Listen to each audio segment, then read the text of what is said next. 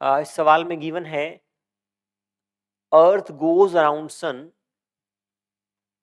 in an elliptical orbit on which point the orbital speed is maximum। पूछा गया है ये सन है आपका सेंटर में और इसके अराउंड अर्थ ऑर्बिट कर रही है। 4 पॉइंट गिवन है ए बी सी डी। पूछा गया है किसके ऊपर सबसे ज्यादा स्पीड होगी अर्थ की। यहां पे लगेगा केपलर का सेकंड लॉ। केपलर का सेकंड लॉ बोलता है areal velocity of a planet is constant.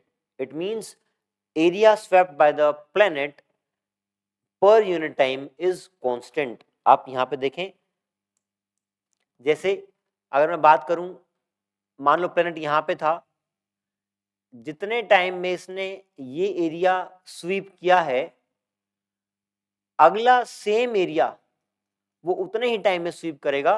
Area swept by planet per unit time is same. और जो ये केपलर का सेकंड लॉ है, इसका बेसिक क्या है? एंगुलर मोमेंटम का कंजर्वेशन।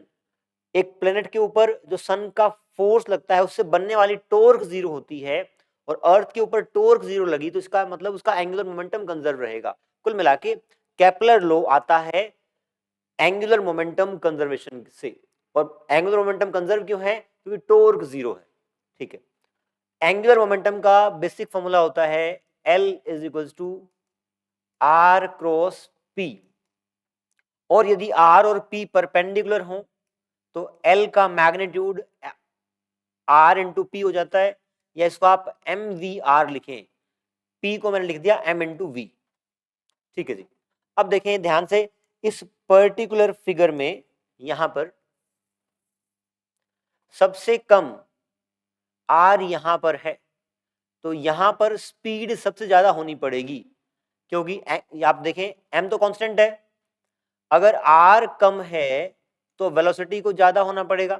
और वैसे ही आप देखें यहां पर ये प्लेनेट क्लोज है सन के, तो उसको सेम एरिया स्वीप करना है उतने ही टाइम में, तो उसको यहाँ फास्ट ट्रेवल करना पड़ेगा ताकि एरिया उतने ही टाइम में वो सेम स्वीप कर पाए। इस पर्टिकुलर केस में जब प्लेनेट सबसे नजदीक होगा सन के, उस समय उसकी स्पीड मैक्सिमम होगी ताकि वो एरियल वेलोसिटी को सेम रख पाए या फिर आपका एंगुलर मोमेंटम कंजर्व रह पाए। तो option A first option is correct. At point A speed is maximum.